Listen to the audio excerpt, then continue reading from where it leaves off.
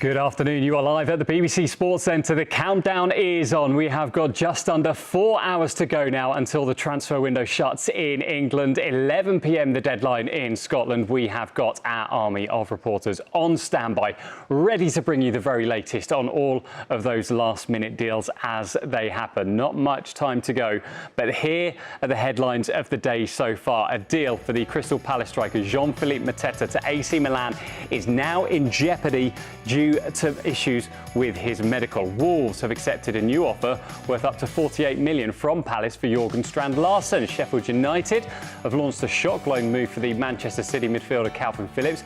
Arsenal, they're working on a loan deal for the teenage Hearts striker James Wilson. Fulham have rejected an approach from Everton for Harry Wilson.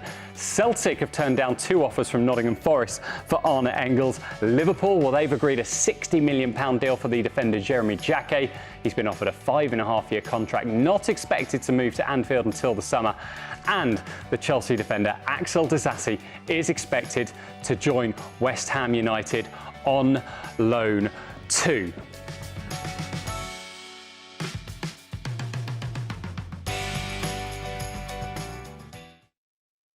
Right at the heart of the BBC Sports Centre, bringing you all the very latest on those deals. We have got the team hard at work putting the programme together. Emma is working on the fan reaction. We're going to hear from you guys throughout the course of the programme, but our army of football reporters and correspondents have been hard at work through the course of the day from the crack of dawn this morning. So let's find out the very latest of what has been happening. And we'll start with Sammy Motbell. And Sammy, the breaking news that we've had in the last 15 minutes, the deal for Jean-Philippe Mateta from Crystal Palace to AC Milan. What more do we know? Yeah, it was a story I got sort of wind of last night. Been trying to break today, so there's been issues over his medical. My phone pops off. It's live. Yes, there's an issue with his medical, and that deal now looks like to AC Milan looks like it's off. On the back end of that, my understanding is that Palace still intend to go ahead with their move for Jørgen Strand Larsen.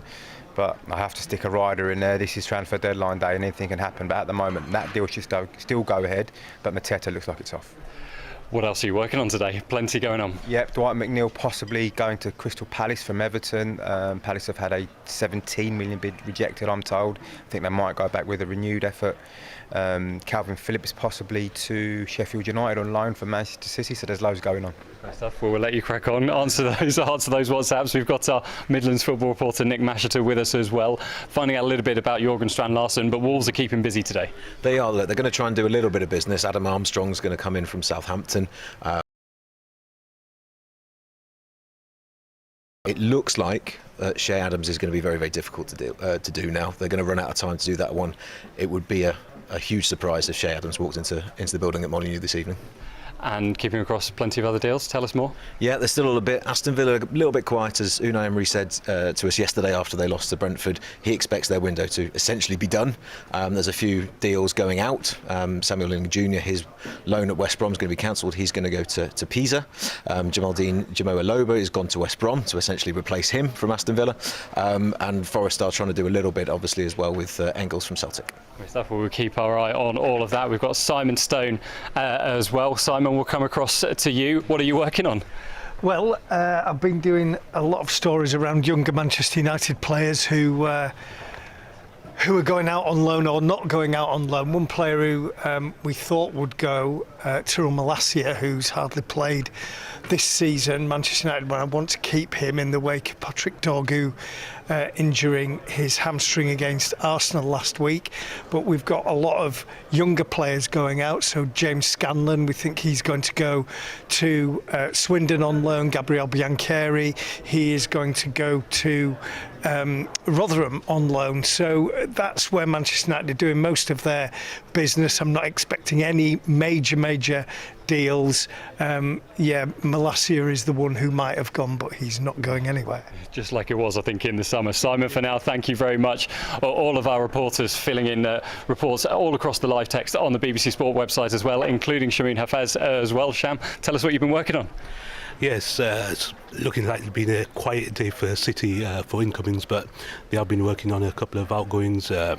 As you mentioned, Calvin Phillips to Sheffield United looks like could happen on loan, and the other one is Divine Mukasa, the highly rated academy player who's made his breakthrough into the first team this season. Looks like he's going to be going on loan to Leicester City in the Championship. Great stuff. Well, Sham, we'll let you get back to it. Thank you very much. And as always, we really want to hear your views through the course of the programme as well. The live text on the BBC Sport website is up and running, and that is where Emma Middleton comes in, who is keeping across all of your reaction. Emma. Hi, but someone told me you'd be swinging by. Good to see you, and yeah, hello to everyone at home. Yes, this is my home for the rest of the afternoon. We've got about 4 hours left until that window shuts, and plenty of you have already been having your say on the BBC Sport website and on YouTube as well, and you're certainly keeping me busy because plenty of you want to have your say. I've been trying to do a little bit of a deep dive into Crystal Palace first, because as Ben's just been having a chat around the newsroom, there's plenty to go at with Mateta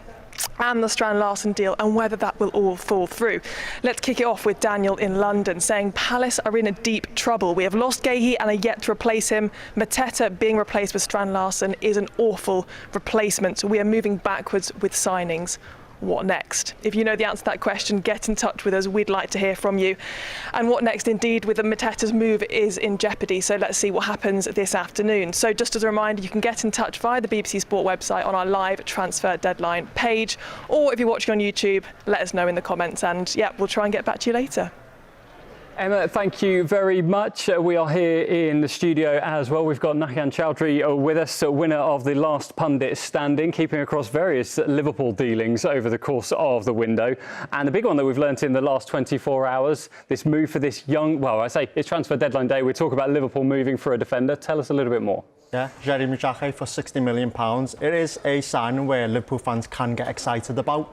Obviously, with the disappointment of Gahey not signing, of course, the whole saga throughout the summer now ending up at Manchester City. But Jeremy Jacquet is a player where he has a lot of talent. He's dubbed as potentially the new Saliba. When if he does prove to be one, then he's looking at potentially one of the best centre-backs in the league. So it is a fantastic acquisition. The only detriment to that is they do have to wait until the summer. Tell us a little bit more about that, because, like I say, Liverpool were crying out for Mark Gahey on transfer deadline day. It looked like it was so close. Now they are getting a very highly rated defender, but they do have to wait. Is that a slight concern for fans, do you think? I believe so, especially with the injuries that are happening in defence. You've got Joe Gomez, his fitness issues. You can't really rely on him to stay fit throughout the whole season. And now, of course, there's potential with Konate. Will he sign a new contract? Will he not? There's issues at right back as well. Frimpong and Conor Bradley. We have Szoboszlai filling in that position. So I think from a Liverpool point of view is why aren't we signing anyone in January? But it is something to look forward to in the summer.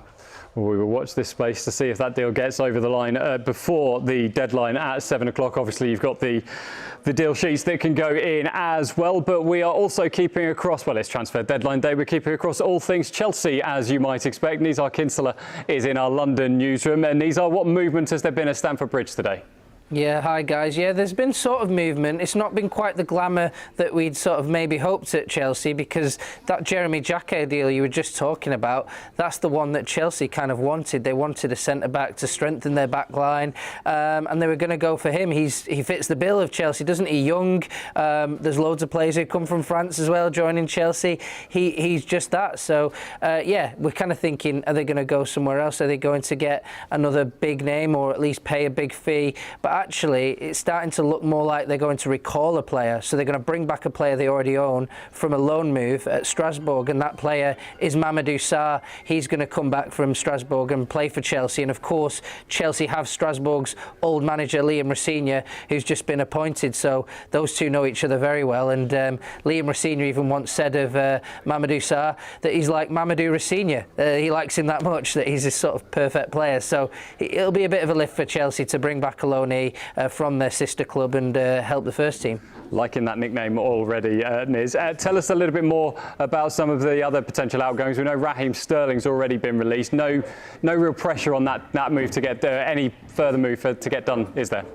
Yeah, not really. I think that was a huge one to get Raheem Sterling out. He was the highest paid player at Chelsea on $325,000 a week. So yeah, that was huge to sort of agree a sort of compensation package and release him. But Axel Disasi is another one. He's been in the bomb squad at Chelsea as well, training alone and things like that. And they want to let him go. And West Ham actually have permission to give him a medical, although there's not a complete agreement there. So we're kind of waiting. I'm looking at my phone right now to see if I can give you any updates if he's definitely going to West Ham, but certainly that's one that could happen today. And then Tyreek George, and another Chelsea player, he's going on loan to Everton, and there'll be an option to buy in that one.